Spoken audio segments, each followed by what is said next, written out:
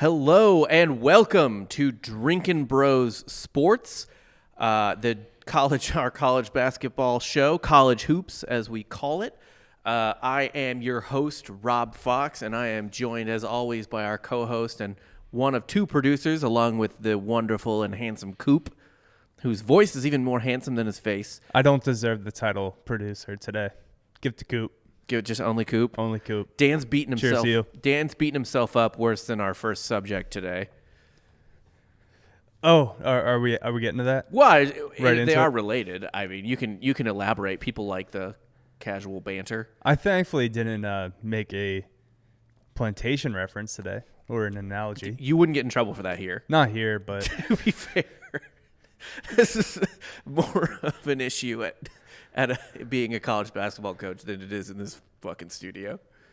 that's a good point. Yeah. Yeah. If you could make literally only Plantation analogies for a day here, and the only thing that would happen is Dan or Ross would just tell you to shut the fuck up. Yeah, just don't do it on camera. No, not even that. They'd just be like, we're tired of hearing your Plantation analogies. Please, for the love of God, stop. Do you want to just dive right into it then? Yeah. So, you're also running a little hot. I am running live. It's fine. But yeah, so first topic today, college basketball topic, and I always enjoy it when we have a sports topic that isn't like totally sports, because obviously we're not athletic experts, right? Like I enjoy Speak for yourself, man. I enjoy the cultural aspects of things a lot of times, like just the scripts. So like when on the baseball show that we do on Thursdays with me and Dan Holloway, we got to talk about Dick Pick Mick. Mickey Callaway, the former Mets manager, sending all kinds of insane sexts and dick pics and all kinds of fucked up shit to his just women in general, cucking an Indians fan by fucking the shit out of his wife. That was just funny though for the moment. I mean, he was a serial harasser too, so that is shitty. But like the specific, Let that be a lesson to you who celebrates Chief Wahoo. Yeah, You're gonna get cucked by Mickey Callaway, and he's not even with the Indians anymore. He'll just find you, and fuck your wife. Yeah.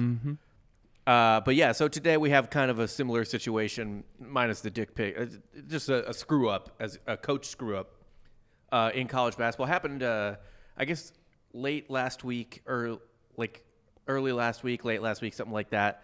But Creighton's coach, Doug McDermott, in a bit of hot water. Is it Doug McDermott? Isn't Doug McDermott Oh, I'm his sorry. dad? Greg McDermott. Greg McDermott. Yeah. Or Doug McDermott's plays for the Bulls, right? Yeah, really interchangeable. Just two like basic white guy names. Well, I mean, Doug was almost player of the year with Creighton, right? Yeah. Well, they both just sound like they're the lead in a CBS sitcom. Like Doug McDermott, Kevin James could play either of those names based on name alone. But yeah, we're talking about Greg McDermott. So Greg McDermott. Creighton's had a really good year. They're ranked 14th in KenPom. They're I told you they might. Or I'm sorry, they might make some noise in the tournament. and I agree with that now. 17th in KenPom. I'm sorry. They're 18-7. I believe they won the Big East regular season title. Favorites for the tournament as well, for the Big East tournament. Had a great year. So actually, that was one of the more mystifying things about this whole incident was that Greg McDermott even had to say this in the first place, like Creighton wasn't believing in themselves or something. But anyway, they had a tough loss to Xavier, who is, I think, was on the bubble, but I think now they're kind of firmly in, probably because of that Creighton win. They had a tough loss to Xavier. Unfortunate loss, I guess. It was a little tough for them. Whatever. I don't fucking know.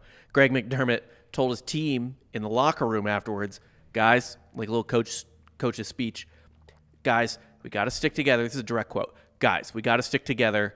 We need both feet in. I need everybody to stay on the plantation. I can't have anybody leave the plantation. Yeah, so, I mean, probably not my first choice. Probably not even my lexicon, really. No. And No. this is clearly like just a phrase that he grew up with. Yeah, maybe put that to bed, man. Yeah, like it's. I mean, look, I said this on to somebody last week, but like, coaching regularly produces the dumbest millionaires in America. Yeah, I mean, this is probably one of the more offensive things you could say to a basketball team in college. I mean, Yeah. he probably could have gotten away with camps. He could have said, It's not even like, God damn, you would think even like stay on the reservation would be more. Yeah, no, like that plays way better in basketball. Well, yeah, but I mean, it would just be quicker. I don't know. I actually will say this. I have heard before stay on the plantation, but I had to read this quote to even remember that I had heard it. Mm-hmm. Right? Like, it's not in my head where I'm like, yeah, stay on the plantation. Also, how many plantations are in Omaha? Omaha, and he grew up in Iowa. Yeah. So he grew up where like there you're were Southern. no plantations. Right. He's not from Georgia. Like, I don't know. I don't know where the fuck he got. I don't know how this wiggled its way into like his how lexicon. that just went into his brain immediately. Right. As he's giving a speech. Like, I mean, I think of. And also, I can barely talk as is. Doesn't make sense because no one wants to stay on a plantation. No. Except for the, like, 4 people who actually own the property. Welcome to Candyland. Is that how they kept him on prior to 1861? Like, they were just like, come on, guys, you got to stay. Got to buy in. I don't think that's how that worked. No. So there's just so many things wrong with that phrase, like logically, before you even get to the offensive parts, that it's kind of mind-boggling. And now, granted, again, this is worth noting. Just say the farm, man. Yeah, stay on the farm. That I've heard a million times. Yeah. A million times. Plays way better in Nebraska. And now, by the way, it should also be noted, plantation does not just mean southern antebellum plantation. Mm-hmm.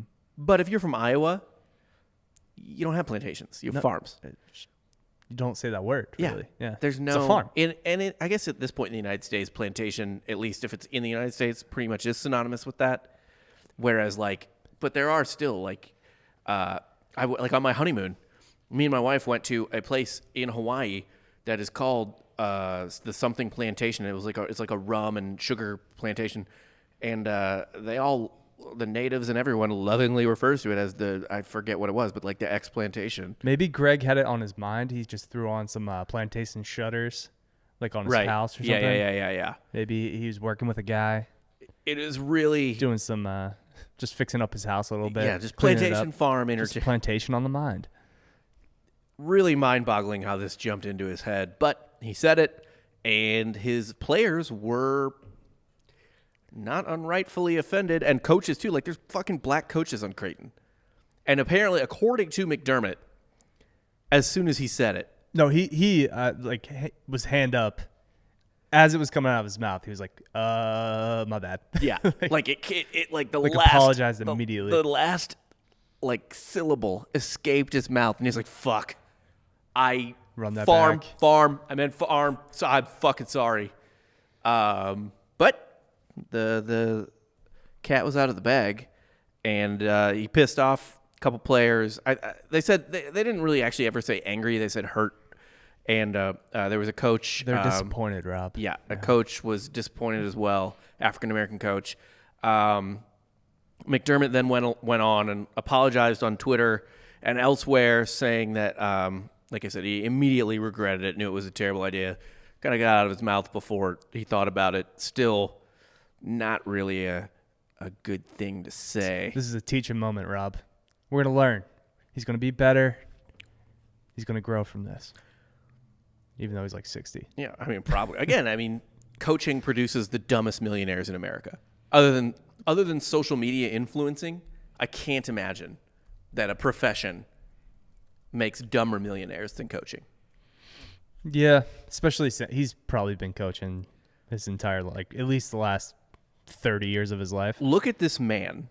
Google Greg McDermott and tell me he doesn't. I know we joke about this a lot, but like, he is Butch Jones level of gym teacher looking. He should, yeah. Him in a suit is actually weird. It's distressing. It looks like he's going to court. He should be in a tracksuit. Yeah, it looks like he's going to court. Have a whistle around his neck at all times. Yes. Calls his own fouls during games. Tries to recreate that scene from Miracle where they skate till they puke, but it doesn't work. Again. And it doesn't make the team better, and they all just fucking hate him. Yeah. No, I mean, Greggy McBuckets. Definitely, obviously, bad luck for his son too, man. Doug's just trying to make his way in the league as a journeyman, Yes, just trying to get some contracts. Yeah. And I'm sure like some NBA players might have heard this and be like, "Yo, Is your the- dad needs to." Is the name McDermott mud now? Is it no? He's done.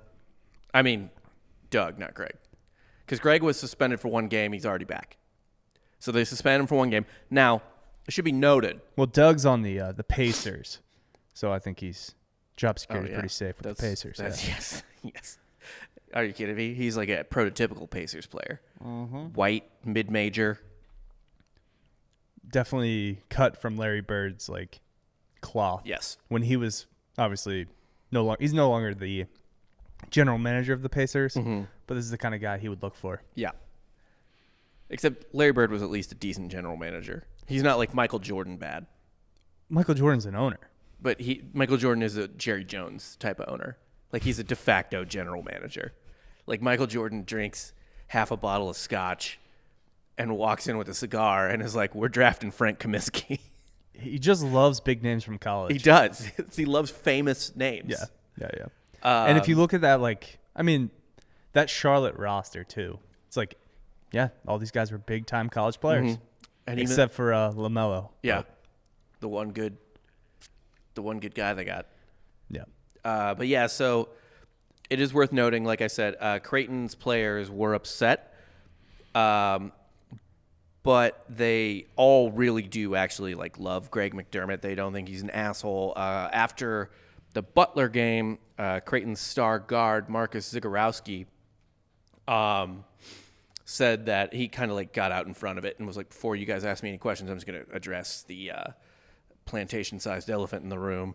And he said, he was like, dude, like, obviously his remarks hurt people and they were wrong, but the team loves the coach. He said he knows that Greg McDermott would take a bullet for him. He's like, I know everything Greg McDermott has done for me. Like, he just made a mistake, essentially, is what he said. Which, like, hooray for, like, the, like, pretty fucking rational response to this all around. Like, no players went on social media. It wasn't like when Gundy's dumbass in football was like, I love OANN. And then his running back, Chuba Hubbard, got on social media and was like, I'm going to leave the team if you don't make this right, type of thing. So McDermott got suspended, but he's back now, right? Yeah, he got suspended for a game. He's back now. It was just announced today that he's back. So basically he's back for the Big East tournament. Okay. Yeah. It's a little He got slap suspended on for a the game. wrist. It's worthy of I think he was punished accordingly. Yeah, it's like when Jameis got suspended for a game for saying "fuck her right in the pussy," you know? Right. Yeah. Right. It's just saying. They're just words. Like, and obviously the words can hurt people, but like they are still words. You know, like that's fine. It's wrong. That's fine. And to be fair, like Creighton had to do something too because it's bad for the brand. Yeah, you gotta address it and then move on. Again, with this 24-hour news cycle, I mean, this was last week, so it's like, but by the time we're talking about it now, it's kind of come up again in the news because he's back. It came up twice again three times again because it happened. Then he was suspended a few days later. Now he's back. Then Zagorowski addressed it after the game he was suspended for, and now he's back. But like at this point, if they just didn't do anything at all, I think everybody would have forgot anyway. Maybe. Like 2 days later. It depends. So Like he keeps it in-house. If Creighton made a deep run in the tournament, that would have been like a good like mean like bad narrative. But he apologized immediately, so it's like, all right. Do people give a shit? No. But they also don't give a shit 48 hours later. Like no one gives literally just ride out the storm. Yeah. Take your beating. It really is so much easier to wait these people out. Yeah. I mean, that's not that he was wrong for apologizing. He wasn't. His apology was totally appropriate. But just in general, as an institution, like I'm sure there were people that were immediately like, "Fire this motherfucker." I don't know. Well, crazy people. McDermott's he's had Creighton in the mix for a while now. Do you think anyone gives a shit? Creighton fans? I just people just Creighton crazy fans do not care. No. I wonder how like woke Creighton is as a school because they're a private Catholic school, so. Not that woke. I don't know. Yeah, but Catholic schools, it's a Jesuit school, though. And Jesuits are the woke Catholics. So they Jesuit schools in particular have a broader like a bigger tolerance. Like it's easier to be woke in that type of environment versus like, fuck. I mean, most schools are Jesuit. Most Catholic schools are Jesuit, but like there are more conservative sects of Catholicism that also have schools where that would probably be your sort of student, like an obnoxious student activism would be less tolerated, whereas Jesuit priests are very much like the Catholic version of obnoxious student activism. Mm. Come on, you're an altar boy. I was, yeah. Yeah, we're altar boys here. Yeah, we've addressed this on our live watch multiple times. We weren't good enough, like we weren't attractive enough children. We did talk about this the last time we were to get molested. Yeah. So you didn't blow the candle out good enough. No, you gotta do it. I didn't. I thought I did it well. I was like, ring the bells well. Just give him a little wink. Yeah, give him a little wink. Yeah, and I was not molested, so I feel like there was something wrong with me personally. And yeah, it's kind of taking its toll on my confidence. Looking back, I think I should have spiked their wine. With what? Just some vodka. Because they can't be incapacitated, right? They just need to be more open to doing things. And just pulling Always Sunny and just take the like 20 years later, be like, oh, I was molested by that priest. Yeah. Just get a paycheck. Oh, man. Yeah. And you thought you'd get in trouble for a plantation analogy at this job. No. Yeah. No. I never thought But that. yeah, all's well that ends well. I think Greg McDermott did the right thing in apologizing, and I think the team did the right thing in being like, it was a mistake, but it happened, and it wasn't that big of a deal, and we accept his apology, and now let's go. Spend it again. Yep. Yeah, whatever. They could have just, they kept it all in-house. Same thing would have happened. I don't think this is really news. I wonder if there had to be other people in the locker room where like they knew it was going to get out. Yeah, but like, so they couldn't just bury it. I guess they couldn't handle it. Is there video of this? No, you can kind of bury. But they have the direct fucking quote, so you can bury that. I guess. Just like he apologizes immediately. Yeah, so it's fine. He's not a bad guy. He's not even an asshole. He's just a wrong choice of words. Yeah, a little brain fart. Brain fart happens to the best of us. For most of us, we wouldn't get suspended or anything at all. But I mean, it is a very public. It's the entertainment industry. It's a very public thing. So you gotta bend over a little more when you fuck up on that in that level of spotlight. I don't know. I feel like he could control the media in Omaha, Nebraska. I don't think so. You don't think so? I don't think Creighton's high stakes enough. I don't think Omaha shits its pants over a Creighton win. You know what I mean? I don't think Omaha's. You'd be surprised. Omaha's not going nuts over Creighton winning at all. Creighton basketball is an institution in Nebraska. I disagree. But anyway, off of that, on to some what we're definitely not experts at. We're definitely way bigger experts at saying something fucking stupid and then having to apologize than we are at actual basketball. But let's move on to basketball. Baylor. Why do you say that? It's easily I'm more qualified at saying stupid shit and having to apologize for it than. First, you're saying we're not athletic. Again, speak for yourself. Okay. Second off, basketball. Played it my entire life.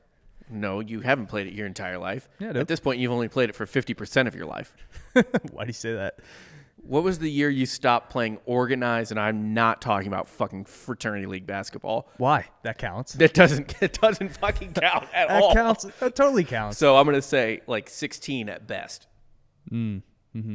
Mm-hmm. When did you stop playing AAU? Well, I stopped playing basketball. I haven't stopped playing basketball. I still play to this day. This day. I am going to be nice and say 16. No, 18. But AAU 18? Mm-hmm. Okay. So you're not quite 50% off yet. Well, actually, no, that's not true. Because you didn't start playing until what, your third, fourth grade? Started playing basketball like when I was 6. Okay. So the first 6, yeah. So it's like 50% of your life. Yeah. At best.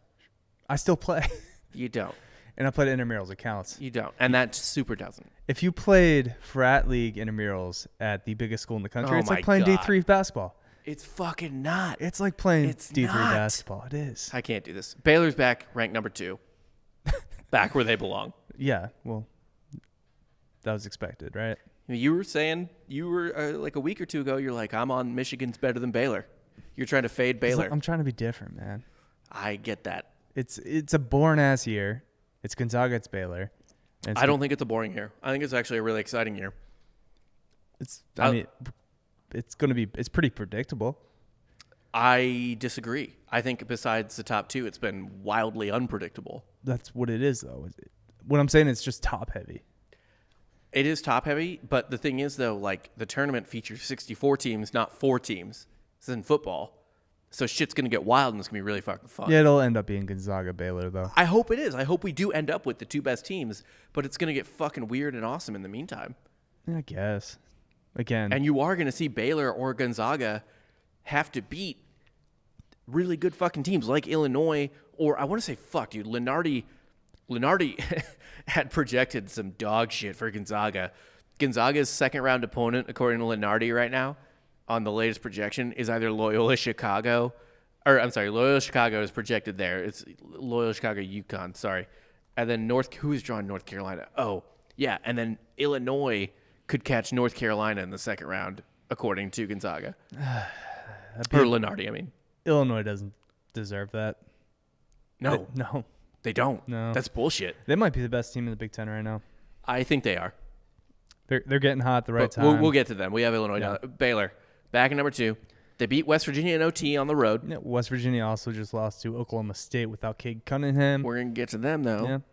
Yeah. But then they followed that with double-digit wins over Oklahoma State and Tech, both at home. They got their legs back, man. Jared Butler dropped 25, 22, and 18. Right. I mean, that loss, the Baylor loss, Jared Butler had 5 points. Yeah. That wasn't going to happen again. Like, does this confirm that Jared Butler definitely had COVID? Yeah. Yeah. Like, he... For sure. Like, obviously the whole team and coaching staff didn't have it, but Jared Butler easily had to be one of the dudes. Butler's had, like, COVID, like, 8 times. Yeah. Which is weird to me because what the fuck do you even do in Waco? What are you going out? Where are you going out? Twin Peaks. Twin Peaks and the fucking Magnolia. Is Jared Butler just catching? Everyone's part of a bike gang, and sometimes you got to ride. The last person I would want to be is a Baylor basketball player in the middle of a bike gang shootout. At a Twin Peaks. Yeah, no. What's more iconic, the Twin Peaks shooting or the Colt? Oh, the Colt, though it should be the Twin Peaks shootout. What would you rather be involved in? The Twin Peaks shootout. Because you survived the Twin Peaks shootout? Yeah, way easier to survive. A way funnier story. There's no way to like be at a cocktail party or to be at somebody's house and be like, dude, let me tell you about the time I was in a cult in Waco. This story's wild. You're going to love it. No, everyone would be like, what the fuck, dude? This guy's in a cult? The Twin Peaks thing, you'd be like, all right. So I was in Waco. That town fucking sucks. But I wanted wings and I wanted some beer. And so I wanted obviously, to see some titties. Obviously, the only place to go in this dog shit town was Twin Peaks. Guess who shows up next? 300 armed bikers. Hell's Angels. And they are fucking furious at each other. I don't know what they did to each other, but they got nothing. Got They're fucking bikers. They're just rival bike gangs. It's like people give shit to like the Bloods and Crips and all kinds of like gang, like West Coast, East Coast gangs or whatever. But no one has less Chicago, no. Or Chicago gangs, whatever. Kidding. No one has less of an excuse to hate each other than biker gangs. They all have everything in common. They love leather. They love leather. They love motorcycles. Like, shouldn't it just be the biggest group of hobbyists in the world? Also, I don't know what they did to each other because if this was a normal thing among bikers, the streets of Sturgis would just run red with blood every year. Sturgis? That's where the biker thing is. That's where the huge biker convention is. Yeah. It's every year in Sturgis. It's their expo. Yeah, where the fuck? North Dakota, something like that. South Dakota. Do they get a musical performance to come in? Probably. Also, shit, there's one here too. You just get Limp Bizkit rolling. Rot Rally. You imagine getting Limp Bizkit at a biker festival? Yeah. Fred Durst. That would either break out into the biggest hate orgy in the history of Earth. Like, imagine like if a mosh pit and they all fucked. And like the bikers are fucking each other? It was there's lady bikers. But yes, I do think it would be a pansexual mosh pit. Like they'd be fucking their motorcycles as well. Anything. Just sticking their dick in an exhaust pipe. It's not gay or straight or weird. It's just you've got to like punish things with your genitals. Right. So Baylor basketball. Look, man, they're more of a cult anyway than a biker gang. Baylor fucking. That's a weird ass school. Wouldn't go there. Fuck no. I don't think it's in my top like 200 choices. No. Top 1,000 There choices. are so many D2 schools I would go to before Baylor. Because the thing is, too, like, there are, like, attractive women that go to Baylor, and, like, there is, like, a healthy, like, Greek system there and everything. But, like, it's just full of weird virgins, and, like, the dorms are I mean, like, dude, Baylor is like a BYU light, if we're being totally honest. Yeah, like the Catholic version of BYU. They're not Catholic. What are they? They're like Baptist, I believe, which is worse. Weird denomination of Catholicism. They're fucking. What is? I'll check. But Christianity. Yeah, whatever. It doesn't matter. Would you? Why would you want to be an athlete there? Yeah, they're Baptist. I just don't understand it. Well, no, I get it. It's P5. Yeah. Well, go to Texas. Go to SMU. Go to. SMU is not American, but whatever. P5. At Texas is you can only get so many spots. I mean, to be fair, half of Baylor's basketball team can and should be on UT if UT did it right for basketball, but they fucking don't. Yeah. Football, that's a different story. It's the house Robert Griffin built. You know? Kind of literally. Art Briles, they don't give a fuck, really. The biggest stain on Governor Ann Richards' legacy is getting Baylor into the Big 12. Elaborate. I don't. You know about that? Ann Richards. So why is it the biggest stain, though? Because Baylor didn't deserve it. They were dog shit at everything. But Ann Richards was a Baylor alum, and so Baylor was part of the old Southwest Conference. Mm-hmm. And Ann Richards was governor of Texas at the time, and the best parts of the Southwest Conference, like A&M, UT, Texas Tech. I forget the other ones. But anyway, they were combining with the Big 8 to create the Big 12, right? Mm-hmm. So A&M, UT, and Tech were joining the Big 8. So there was 3 of the 4 schools, right? Right. One other school, there's a spot for one other school, all right? Mm-hmm. Now, SMU had recently gotten the death sentence in football, and they were really nothing to speak of in basketball, so they were kind of out. TCU, good football school, I think. Obviously not much going on. The real contender, the real school that should have gotten it was the school that was really fucking good at football and had literal recent national championships in basketball. Houston. Ann Richards, as far as I know, boxed the University of Houston out and got her alma mater, Baylor, who had done nothing at all in any sport, into the Big 12 instead. And then Baylor spent, anytime you can get that market in Waco over that market in Houston, you got to take it. Yeah, know. It's much bigger. You got to, it's much better. Everyone knows that. But yeah, Baylor's back, baby, and I'm back on Baylor winning it all. I was never out. I knew they had COVID legs the whole time. As far as I'm concerned, Baylor's the favorite. Good value bet because they're not the favorite. Were they plus like 300 probably or something like that? Yeah, not even. Them and Gonzaga are both like 2-1. So whatever. Make a little money. I guess. Sprinkle it at least. Get that shit like during the championship game. Yeah. Anyway, next up, your school who you thought was better than Baylor for a literal week, Michigan. Well, anytime we mention anybody on the podcast other than Gonzaga and Baylor, they proceed to lose. So it just, we're continuing tradition here on this podcast. As is tradition, yes. Yeah. Tradition starts now, as UCF says. That's our motto. Which is bullshit because you guys took away your best tradition. Citronaut? Yeah. Well, he's back, kind of. We do space uniforms every year. That's stupid. With little Citronaut. You need to just keep it full on. Yeah, I agree. The Knights suck, like as a nickname. It has no geographical connection to the state of Florida. But yeah, Michigan, bad week. Blown off the fucking court by Illinois, who didn't even have Io. Well, hey, man, maybe Illinois found something without him. I think they kind of did. And then he came back. I think the best thing that could have happened to Illinois, we'll talk about this right next, is losing Io for a couple games. Came back looking like Robin with that mask. Fuck. And, Kofi's a man amongst boys. Kofi looks like Shaq. He was in foul trouble against Ohio State, and they still pulled that one what do you have out. like 4 fouls with like 6 minutes left or something? Yeah. I mean, So they had to pull him for a while. Right. So Yeah. he wasn't a factor at the end of the game, but they pulled it out without him.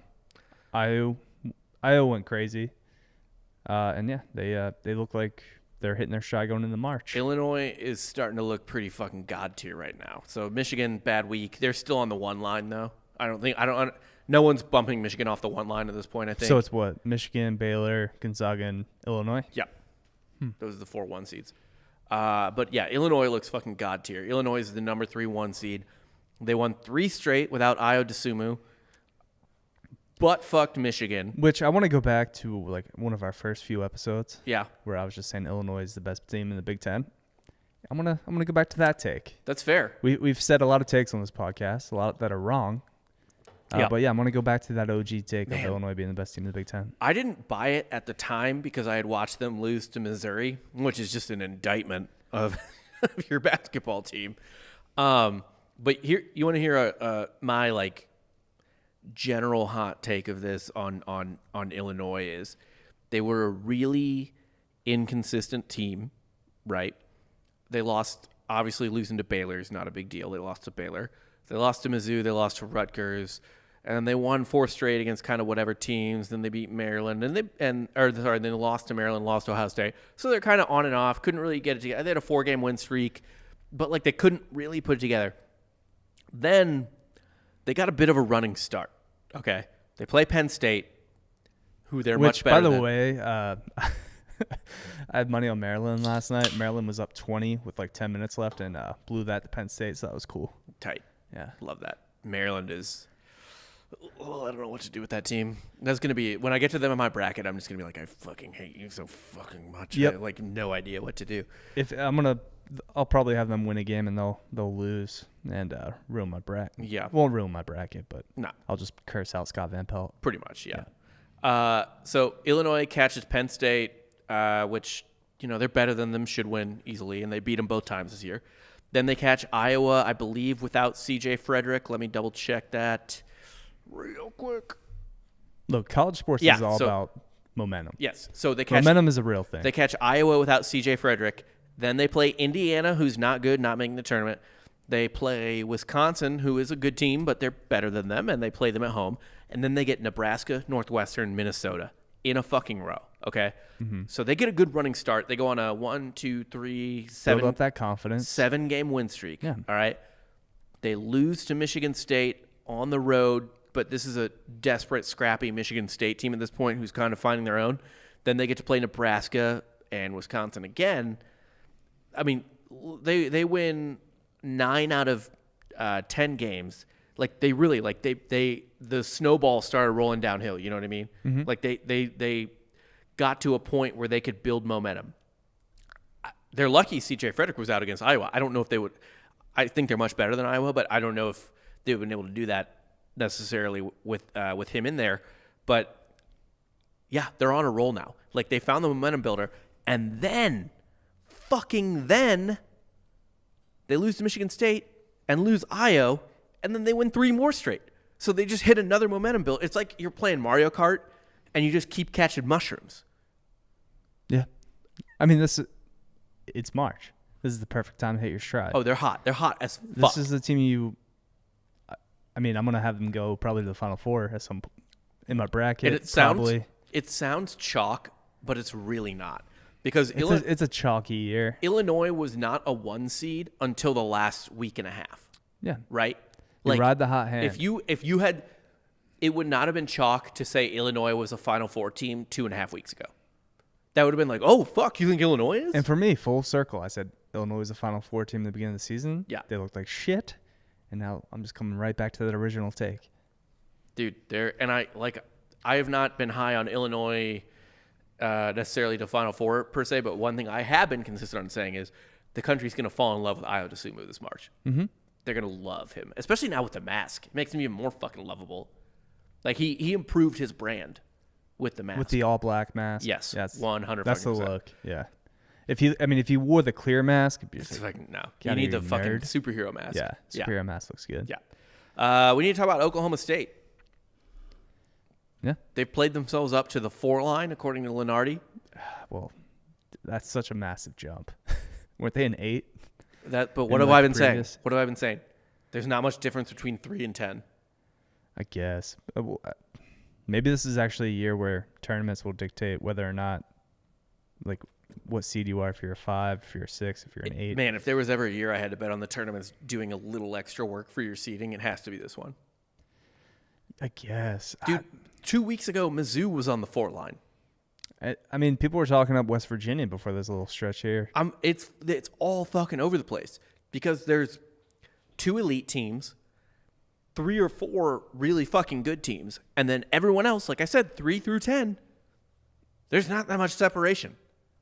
There's not a lot of separation between 3 and 107. Like, yeah, it's 1, 2, and then everyone else. I mean the 3 seeds through 10 seeds is what I mean. Yeah, not 3 through 16, I don't care. Like, yeah. There's not a lot of fucking separation. No, Houston's going to get a 2 or a 3 seed, and they're going to lose in the first weekend. Houston's on the 2 line. I actually saw Lenardi what they say. Houston's going to get fucked because guess who Houston is probably going to meet in the Sweet 16 according to Lenardi right now.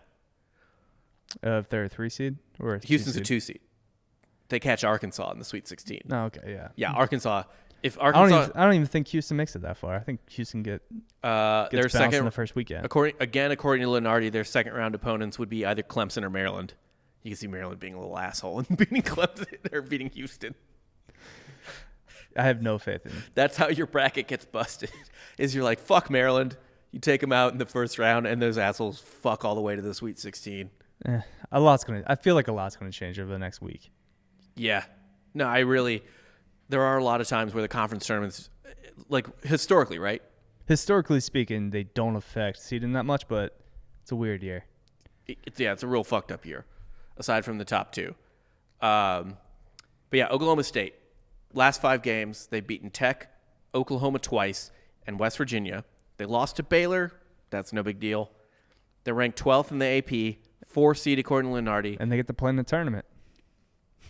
They are in the NCAA tournament. has not come out and said we are denying this appeal. So they appealed, and as long as the NCAA doesn't come out with any news in the next 4 days or whatever, they're in. Here's my problem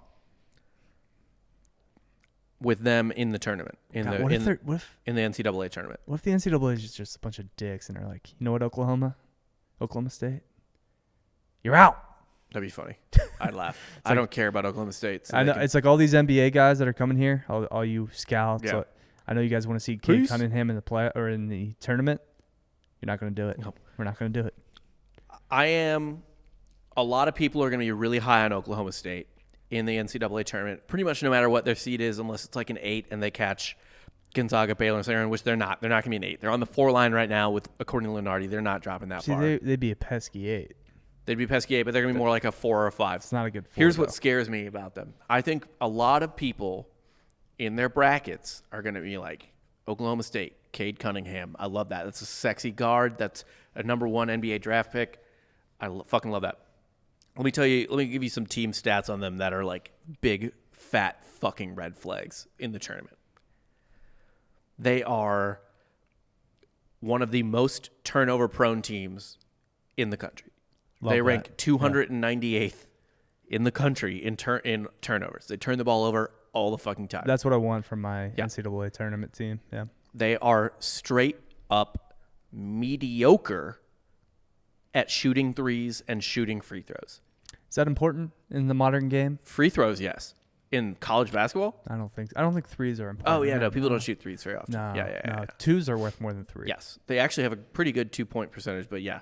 They don't shoot threes well. They don't shoot free throws well.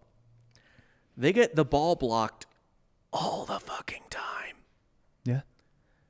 And they are, as bad as they are at turning the ball over, they are even worse at turning the ball over via steal. They are ranked 319th in the country in steal percentage on offense.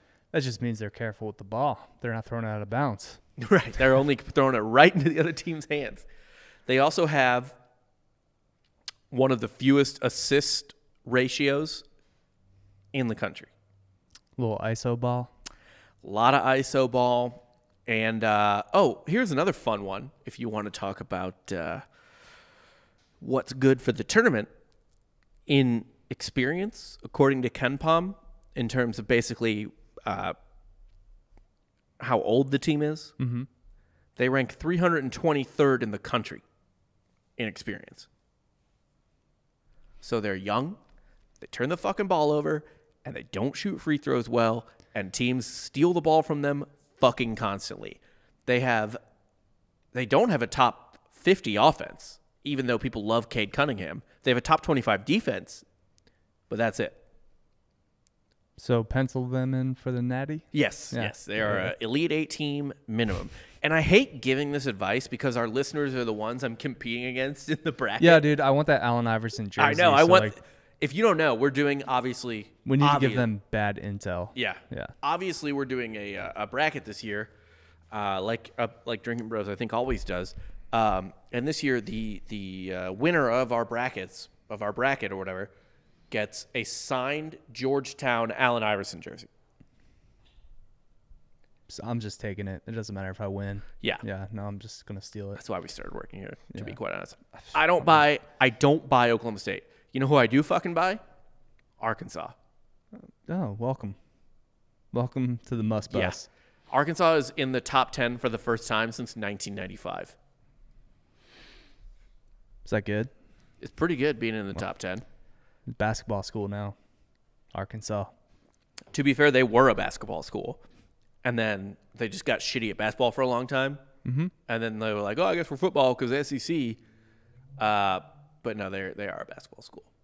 I think they're much more of a basketball school than a football school. They have a much better shot at basketball than being competitive in football again. Who fucking doesn't? Are you goddamn kidding me? Arkansas, they don't have as good of an NBA prospect as Cade Cunningham, but they do have a lotto pick. Yeah, they have two freshmen that are pretty off the charts. Who's the other one other than Moses Moody? I can't remember. The kid that was coming in, he's starting to come off the bench, and I think he's been averaging double digits. Ironically, Arkansas did lose to Oklahoma State, by the way. But who is it? So J.D. Note or Devontae Davis? Probably Devontae Davis. Yes. Yeah, Devontae Davis.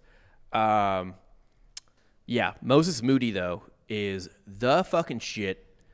And Arkansas, we've said this for the last couple weeks. Yeah, Davis, 12 points against A&M.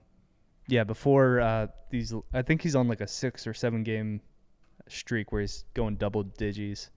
He was only averaging 7 points before. Yeah. But yeah, he's starting to come into his own. So Arkansas is, like we talked about with Illinois a few minutes ago, they're fucking hot at the right fucking time. Arkansas is on a goddamn 1, 2, 3, 4, 5, 6, 7, 8. Do a Bill Clinton voice. On an 8-game win streak. But yeah, Moses obviously is their guy. And they're going to go. I mean, they've only lost one game with Smith on the floor. Yeah. Oh. They did go to overtime, and I'm not saying this to pump Mizzou. Mizzou took them to overtime without Jeremiah Tillman. I think I watched that game. Missouri really would have probably won that game if Tillman was in. However, we are one of their losses without Justin Smith. So take that for what it's worth. Arkansas is the real fucking deal, though. And Musselman is a really good fucking coach. Yeah.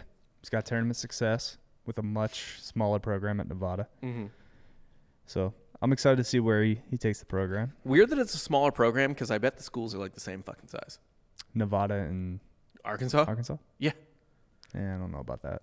I'm going to look it up real quick. Reno? Yeah, I'm looking it up right now. Be a weird place to go to school, right? Yeah, I guess. I don't know. A lot of gecko tattoos. You should see the fucking UNLV people. Are you kidding me? That's a fucking weird place to go to school. Reno is a hell of a lot weirder than Vegas. I know Reno's a weirder town than Vegas, but the people that go to UNLV are just bizarre. It's you have to test positive for ecstasy to get into UNLV. Yeah, but you also you're the same kind of person that goes to UNLV plus you're desert trash to go to Reno. I can't deny that. They're cut from the same cloth, but they're even more extreme in Reno. So Arkansas has 10,000 more people than Nevada. Yeah. Yeah. School-wise, 17,000 to 27,000. Fair enough. But, dude, Arkansas is not going to fuck around. They're on the 3 line right now, according to Lenardi. I don't know if they're going to win the SEC tournament just because the SEC is really fucking weird, and I don't know who the fuck's going to win it. You got to think it'd be Alabama or Arkansas just if you want to bet. But, honestly, like, it wouldn't surprise me if, like, LSU fucked around and won the SEC tournament. The tournament? Kentucky? No. I hope. I'm not. We're rooting for it, but yeah, we're rooting for Kentucky. Yeah. We want like a 15 seed Kentucky. Yes, 100%. That's sick. Which gets into our next segment: Blue Blood Cinderellas. I like myself, a small guy picking up a win, like Michigan State or right, North Carolina. One of the little guys that just doesn't get on TV even normally. Right. It's not like North Carolina Duke was in the primetime slot on Saturday. No.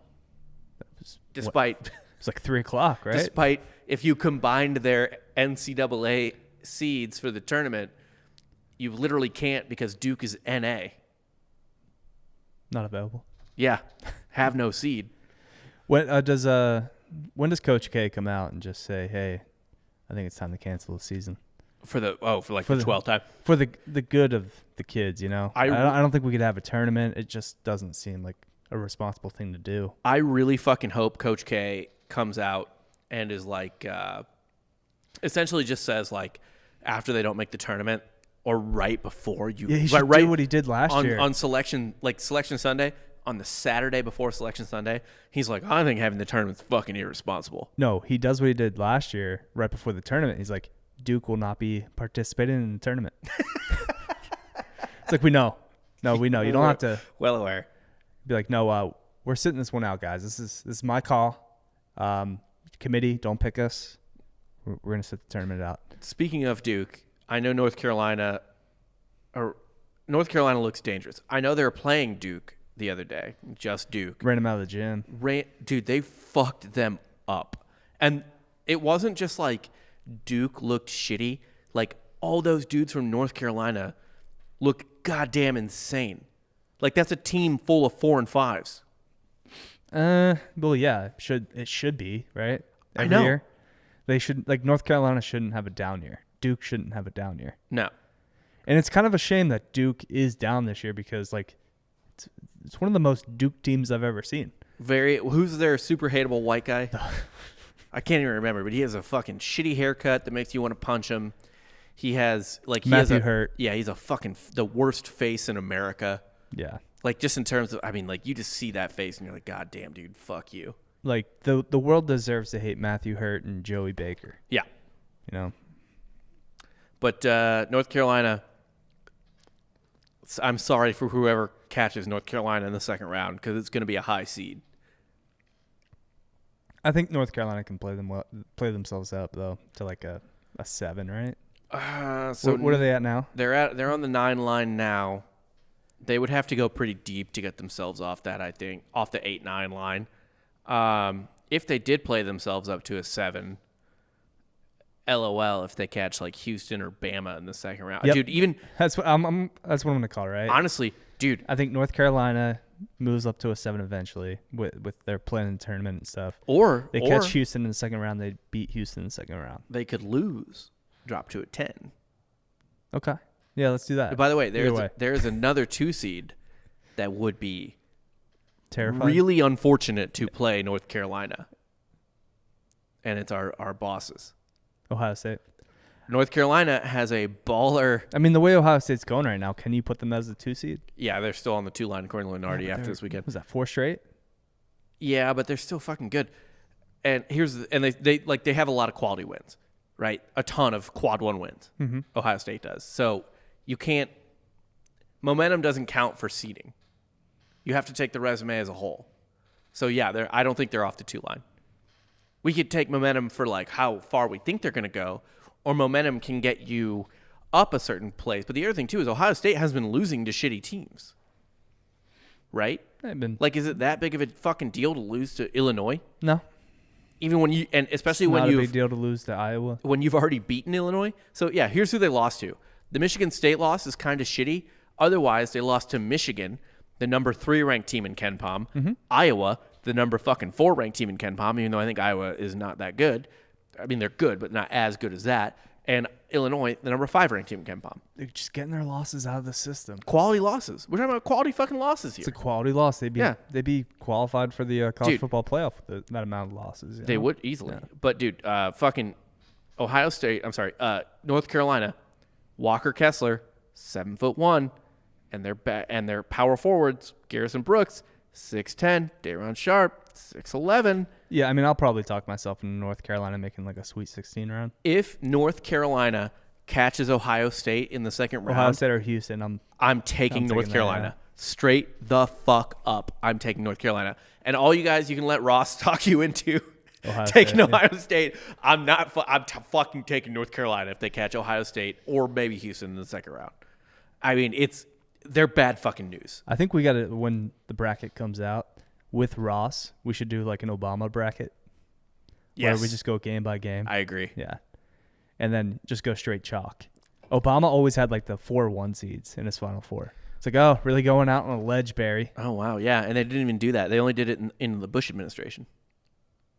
Was the only time all 4 1 seeds made it, I believe. No, that was Obama. It was Obama. That was Obama's first year. Yeah. Wait, did he get it right? Did he get the chalk bracket right? He nailed it.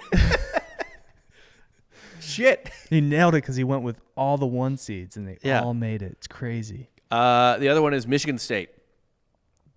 Blue blood Cinderella. Beat Michigan. Projected on the 11 line now. Feel bad for whoever's fucking around with them in that side of the bracket. They've beaten Illinois, Ohio State, and Michigan since February 23rd. You really want to deal with any Tom Izzo team in March? Do you want to deal with the Hauser brother? Is Joey Hauser risen from the dead? We'll see. Did he hear that we declared Sam the winner? Sam won. But he's pissed now? But, yeah, this is kind of a Joey Hauser revenge tour. So watch this I swear to God, if Michigan State makes the Final Four. Somehow I want them to play each other, right? I want Michigan State to play Virginia. Because they were supposed to be the Hauser brother bowl, and that game got canceled. Yeah. So we got robbed of that.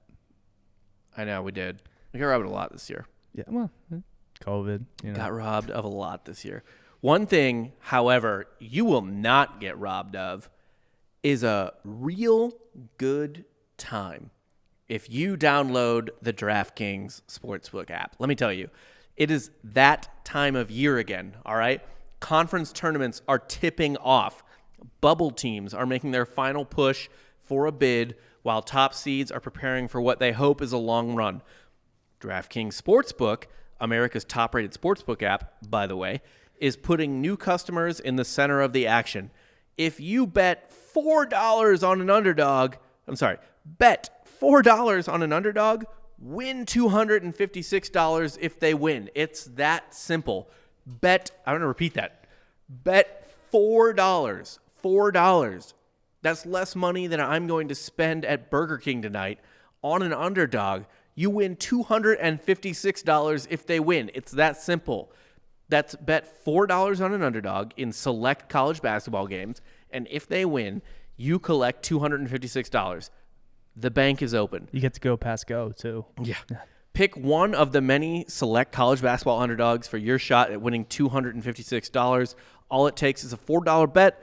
There's no better way to put your college basketball knowledge to the test than to put your money where your mouth is in DraftKings Sportsbook.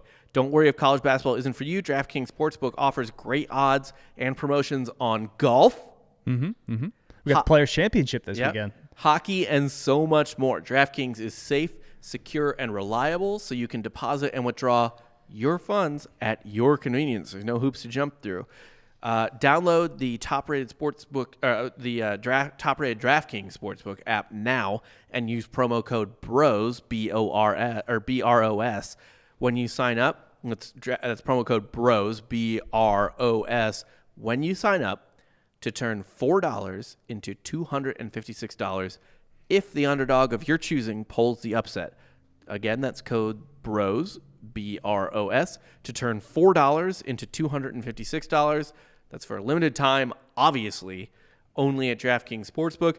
You must be 21 or older. New Jersey, Indiana, or Pennsylvania only. New customers only. Restrictions apply. See DraftKings.com/sportsbook for details. Gambling problem? Call 1-800-GAMBLER or in Indiana 1-800-9-WITH-IT. DraftKings is rad. It is. Yeah. They have like really good betting legit deals. sportsbook. It's really awesome. I mean, they pretty much gave you $100 if you bet that UFC fight. Oh yeah. Just literally all you had to do was have somebody land a punch in the main event, and it happened. Yeah. It's crazy to think, right? Honestly, I like DraftKings for the fantasy. I'm excited for Texas to hopefully get off its ass and let me use that sportsbook app as well. I'm very envious of the states that you can actually have a legit sportsbook. You just want to go to Pennsylvania? Yeah. Just hang out. Go back. I might as well go back to Philly. Yeah, why not? We also have Brewbag. Brewbag is another sponsor of ours. Go to brewbag.com to check it out. If you want to know what Brewbag is, essentially beer pong meets bags, right? You know the game bags. You might call it cornhole. Go to brewbag.com. You can order your own custom set. We have a Drinking Bros custom set. What do you mean you might call it cornhole? You can call it cornhole. You call it bags. People call it both. Okay. Yeah. Is that like a rare name, cornhole? No, it's a Midwestern thing. Oh. I like bags better, but people do call it cornhole. Yeah. I think there's another one too, but I can't remember. Anyway, Brewbag makes rad drinking games, yard games, whatever you want to call it. Go to brewbag.com. Use the promo code Drinking Bros, I believe.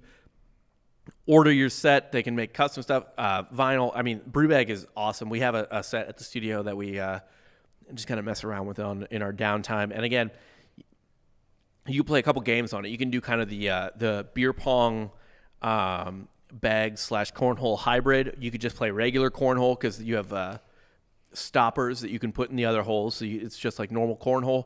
Or you can do, whatever you want. You can make your own little game out of it too. Brewbag.com is legitimately, check it out. Like it's a cool thing that they made, and I really enjoy playing on it. Summer's around the corner. Summer's pretty much here if you live in Texas. Get a Brewbag. Hit brewbag.com. Check that out. We also, of course, have one of our favorites, Ghostbed. Ghostbed.com.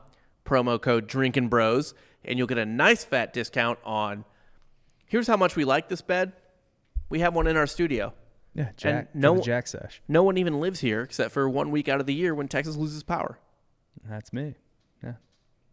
Best sleep I've ever had. You slept on that ghost bed, right? Yeah. During the winter storm? Best sleep I've had in at least the entire year. Yeah. Ghostbed.com/Drinking Bros. Use our promo code. Get a nice big fat discount. I know they're like no interest for 36 months. I mean, dude, Ghostbed's awesome. And you can get it so it's like a bed / not like / couch, not like a fucking futon. The adjustable base. Yeah, the adjustable base where you can sit up in bed and watch TV, so you're not having to like stack 8 fucking pillows behind your back. Dude, I mean, Ghostbed's rad. I really, really, really, the next time I'm getting a bed, I am getting goddamn. Yeah, and I mean, they already have a built-in discount for first responders. Yes, if you're a first responder, military, you get I forget what the discount is, but it's a big one. Yeah, I think it's 30%. Yeah, you get a big ass discount if you are first responder. I believe that is nurses as well, right? Nurses and doctors, or no, not fuck doctors, just nurses. Just nurses. Doctors can afford it. Nurses, paramedics, police, fire department, anything like that. And obviously, if you're in the military at all, yeah, dude, Ghostbed. You got to check out Ghostbed. Ghostbeds are comfy, they're awesome, and the cooling pillows are. I don't know if we have a special on that, but I just want to mention. Someone was like, hey, touch this cooling pillow. You won't believe how cold it was. How cold was it, Rob? It felt like it came out of the fridge. I was like, this doesn't make, like, are you a witch? Like, it didn't make scientific sense to me. It was fucking weird. But it was awesome. And one last one today, before we get back to it, Keeps. Got some Keeps. Keeps.com/DB Sports. You need to go to that website because you need to please talk about your experience with Keeps or hair loss. Why you tried it. Fuck. That's fine. We're live. It's all right. We're live. Check out Keeps. Ross is a big Keeps fan. He is. Have you seen his hair? I know he hides it underneath that hat. Yeah. But yeah, luscious mane. Yeah. 2 out of 3 men at some point will experience some form of hair loss before they're 35 or by the time they're 35. More than 50 million men in the U.S. suffer from male pattern baldness. There are only 2 FDA-approved medications that can prevent hair loss. Keeps offers both. Yeah. Keeps offers a simple, stress-free way to keep your hair. Convenient virtual doctor confrontations. Well, sometimes you got to confront that doctor too. Just give me fucking hair. Medications delivered straight to your door every 3 months. You don't have to leave your home. You don't do any of that shit. No, comes right to your doorstep. No. Yeah. And it's pretty cheap, too. It's low cost. Treatments are just $10 a month. And Keeps offers generic versions as well. Discreet packaging. Look, man. Although I feel like people know your hair is thinning. If there's one thing you're going to invest in, it's got to be your hair, right? Don't let it go. Don't let it get to the point where people start to talk like, oh, man. No, like, oh, God, did you see, Rob? Oof. Did you see? Look, oh, I thought you didn't go bald at that age anymore. But like when you first start to notice it, nobody else is going to notice it, but that's when you take care of it. You know? You gotta be early. preventative too. Like Play some prevent defense. like Jeremy Piven. Yeah. They have discreet packaging, so your neighbors won't know when you know, right? Because you got to order it early. And proven results. Keeps has more 5-star reviews than any of its competitors at all. It's the best thing out there, like legitimately. That's what I would order. Well, yeah. And like Dan said, prevention is key. Treatments can take 4 to 6 months to see results. So you can't be like, well, let me just pull a few more clumps out. I mean, look at this hair. It's good. Look at this. It's This good. is all prevent. Yeah. Yeah. So go to Keeps. Go to Keeps. Go to keeps.com/DB Sports to get your first month free. And we're not fucking around here. You have to play prevent defense. And even if you're a little farther behind, Sometimes it's never too late. Also, by the way, you don't have to be going bald. No. Like, you could just be thin. Like, people go thin without going bald. Right. Right? Mm-hmm. If you're going a little thin, beef it up. Just got to get some girth. Yeah. Give your head some girth. Give your hair some girth. Yeah. Make it luscious. You need girth on both domes. I agree with that. So I haven't shaved anything in a long time, my head or anything else. We have some underporn. What do we got? Your boys. Villanova. Yeah. They're going through a tough time right now. Yeah. Obviously, our original real estate agent of the week is getting a head start. Yeah. After Villanova lost Colin Gillespie to the real estate industry forever because he tore his MCL, he's gone now.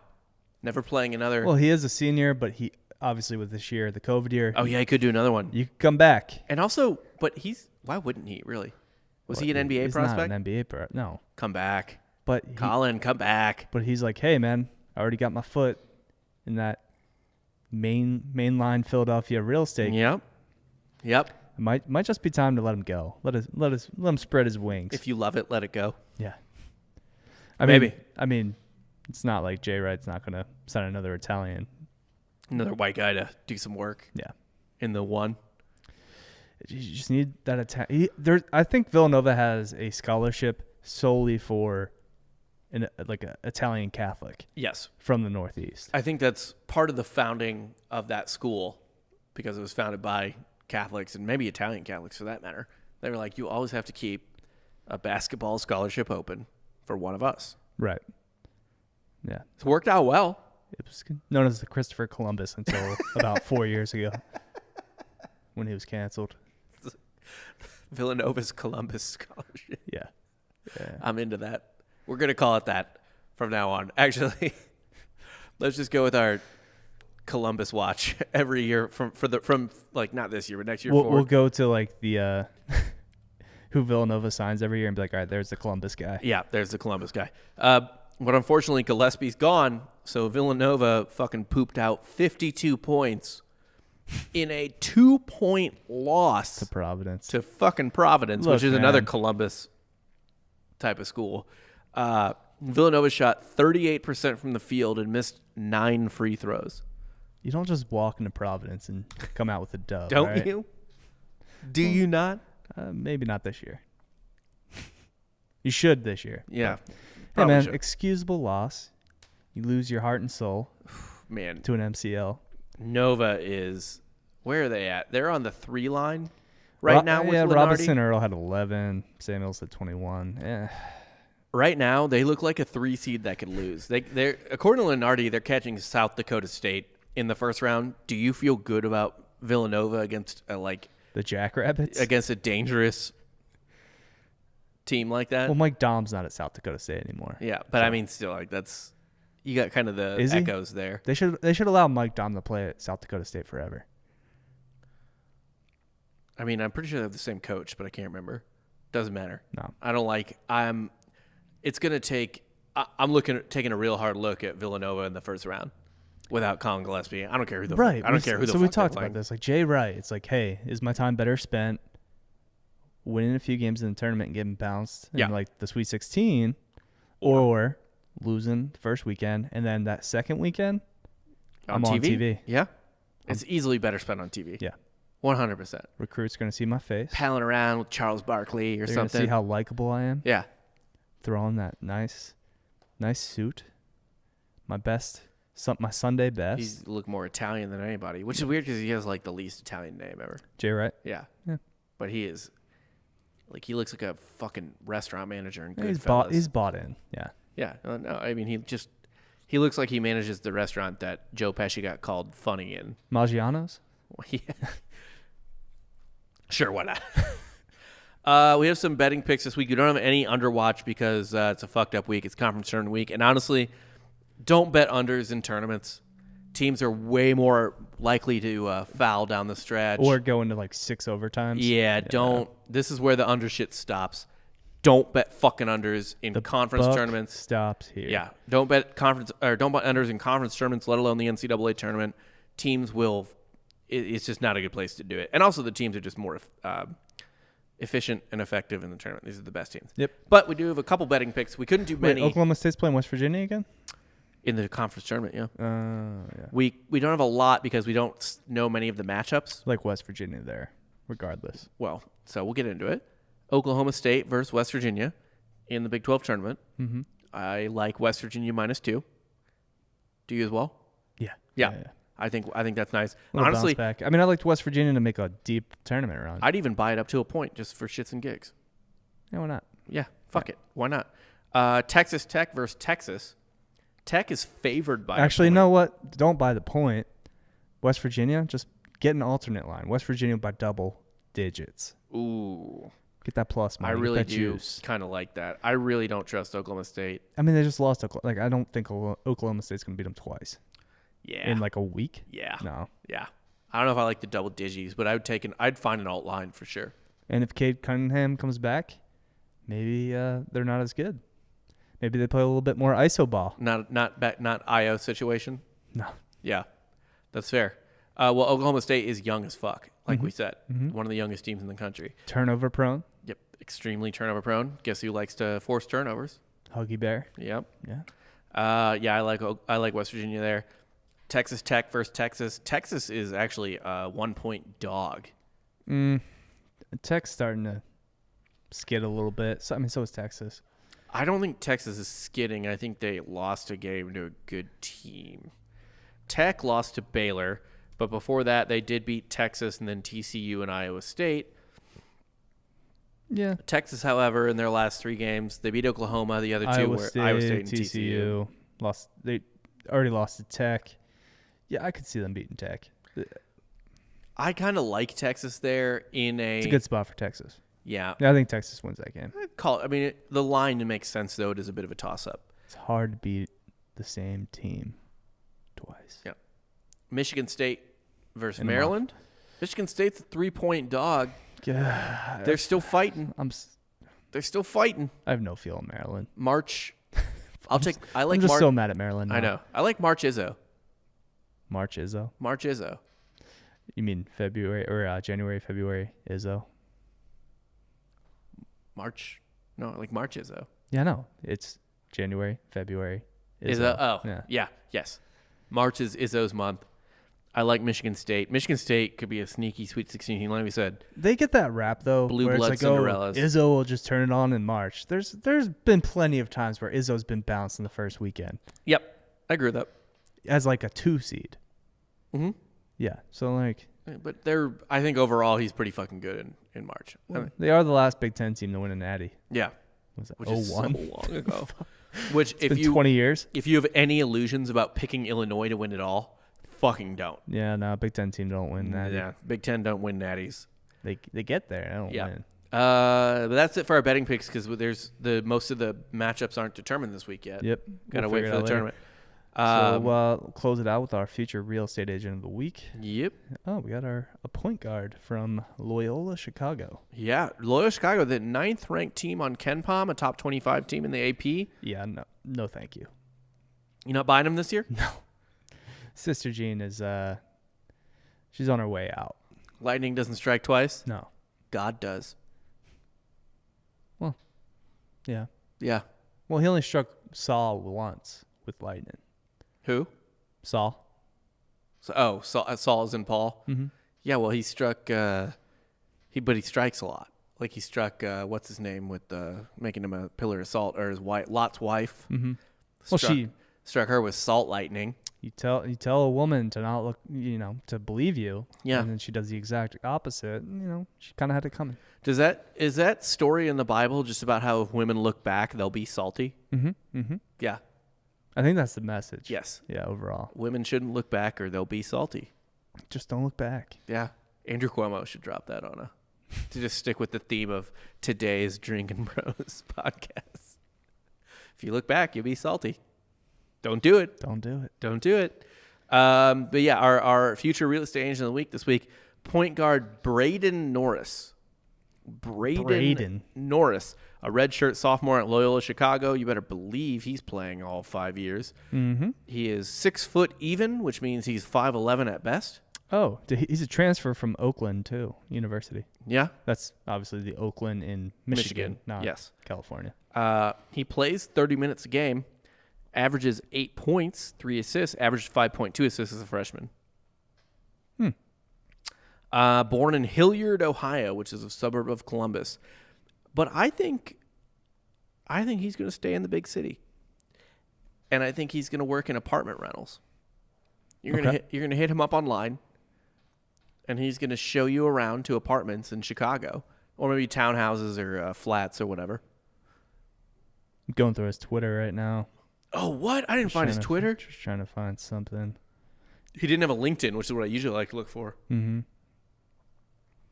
Which he kind of behind not having a LinkedIn at this point. He's already a sophomore, so it's like it's no good. Behind the ball, man. He's got a pretty basic bitch Twitter, to be quite honest. Seth Greenberg said that Braden Norris is a dog. He also said Norris for Ramblers MBB has no fear. Dude is just tough. Embraces the moment. There it is. That's what you want out of your future real estate agent. I think so. The guy that's just willing to go to bat for you. Do the dirty work. He's going to do it, man. He's not going to, you don't have to go through all those inspections. I don't like them to a Final Four. I mean, right now they're on like the 8 or 9 line but dude, if Lenardi's accurate, then the tournament's trying to fuck Gonzaga. You don't get Loyola-Chicago's second round. That's bullshit. They're fine. They'll be fine. That is a bastard of a second round matchup. They'll beat Loyola-Chicago by 30. So I don't think that's a problem. Yeah, they are Gonzaga, and they are used to playing midget. I think it would be bullshit to give Gonzaga Loyola-Chicago in the second round. But yeah, man, I think Braden's going to be pimping out some apartments and flats and stuff like that in Chicago for rentals mostly. Mm-hmm. Then he'll probably move back to Columbus / Hilliard and start selling houses after he gets some big city experience. Yeah. And he'll collect that deposit. Hey man, if you don't want to tell him about your dog, you don't have to. He's cool with it, Doesn't need that pet deposit. Wink, wink. He'll look the other way. And now, to be fair, he's a scrappy guy. Like the median income of Hilliard, Ohio, is $45,000. Okay, it's actually really low. He's not a scrappy guy. He grew up in like borderline poverty. Oh, I'm sorry. No, the median The median personal income's 45. Median household income's 96. So he's fine. Yeah, he grew up in normal. I think he's fine. I was like, whoa, 45 is really low for 2021. But yeah, man, he's gonna be doing that. He'll move out to Columbus and start selling houses eventually. But I think he's gonna stay in the city for a while. And why wouldn't he really? Yeah, Don't spend your 20s in Columbus. Spend it in Chicago. And then move back once you get established. Yeah. And, find a wife, whatever. But yeah, that's our future real estate agent of the week. Braden. You'll see him a lot in March. They'll roll out Sister Jean for the tournament? What's left of her? Actually, no, they won't. Bag of COVID? bones. Are you kidding me? Man. No, she'll be there. She'll be front and center. The amount of stress that'll cause? She's vaccinated already. She probably is vaccinated. She was like first in line. And also, they're like, all right, who has priority? Sister Jean. All these nuns keep surviving COVID at like obscene ages. Remember that French nun that was like 116? Survived her eyes were Spanish like flu. Glazed over gray. Like she was so blind that her eyes were just skin at that point. Also, we've talked about this. Sister Jean is a crisis actor, but she also might not be a real person. Yeah. I don't know how you believe both those things at once. Now I'm thinking she's a deep fake.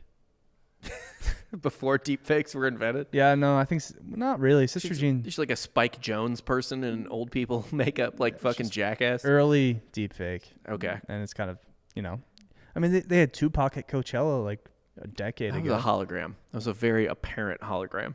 Well, Sister Jean's a hologram then. I don't think Loyola-Chicago has that technology. Where was she the last 80 years? I don't know. I've never seen her. Nuns don't stay in one place the whole time. They get transferred around constantly. No, because she's always been a Loyola-Chicago fan, allegedly. Because she seems like a front runner. Probably because she fucking likes Jesuits. She probably roots for every fucking Catholic school. No, I bet you she loves Notre Dame football. She's a ride or die. She's got that scarf. She loves Notre Dame football. Remember when she was getting interviewed? Yeah. Like when Loyola made the Final Four, none of their players, I remember. I don't remember a single one. I remember seeing the pictures of their press conference and then Sister Jean's press conference. Mm-hmm. She's an attention hoe. Who cares about the players? Sister Jean. I'm over it. All right. I don't need to see her again. Well, we're over this episode. As always, please pass this out to your friends and relatives and give it to homeless people instead of money, if that's somehow possible. Like and subscribe on YouTube. Like, subscribe, leave a review. And this is for the Drinking Bros sports feeds, by the way. These are separate feeds from Drinking Bros. Like and subscribe on on iTunes, Spotify, wherever you get your audio podcasts. And like I said, the YouTube already. And be sure to join our Facebook group, Drinking Bros Sports. Mm-hmm. Get you set up with that bracket. We're going to do a signups bracket this March, obviously, for the tournament. That Iverson jersey, which I will steal. Iverson Georgetown jersey is the main, the grand prize this year for winning our bracket. Also, we're doing fantasy baseball for the baseball season. Going to have a couple leagues of those, and they will also have ridiculous prizes akin to Iverson Georgetown, but they'll be baseball related instead, obviously. So yeah, check all that out. And again, thank you guys for listening. Go to DraftKings, use that promo code BRO. Get on that DraftKings shit. One more time. I want to say that one more time because it's that goddamn important. Download DraftKings Sportsbook app now. Use the promo code BROS, BROS. $4 bet on any underdog, and you can win $256. Yeah, it's select underdogs, but of select underdogs of your choosing, turn $4 into $256. And guess what? Give me a lot of dogs winning this week. Yeah, they're the only teams that really have anything to play for. And by the way, it didn't say it had to be a certain amount of dog. Could be a 1-point dog. Could be a 10-point dog. So, just any underdog. The point is, if say Michigan plays Ohio State in the Big Ten tournament, one of those teams is going to be a dog. Maybe do some fucking shit like that. I think it's worth $4. I think you could. I think you do worse. You could spare $4 for that. Yeah. Anyway, for Dan Regester and our handsome producer Coop, I am Rob Fox. See you guys next week. We're not going live for any conference shit, are we? We might. Who knows? Oh, probably Selection Sunday. Yeah, probably. Yeah, I think we're going to probably do a Selection Sunday show. Even though Selection TBD. Sunday is not a real thing anymore. Yeah, because they announced the brackets before Selection Sunday. Yeah, kind of ruined it. TBD on that. We are going to do on Monday, though, we should have actually a massive bracket show. Oh, yeah, we will. Yeah. And that's going to be with the whole fucking crew, with us as well as Ross and Dan Holloway. And Giorgio even. Giorgio will make some picks. Yeah, so probably have the best bracket. Get in on that shit. If you want to hit us up for any advice on betting or picks or anything like that, in the meantime, social media, I'm at RobFox3, all spelled out, at Dan_Regester, right? On Twitter, but what are you on? It doesn't matter. Instagram? Doesn't matter. Doesn't like his Instagram. All right. Anyway, for Dan, I'm Rob. See you guys next week.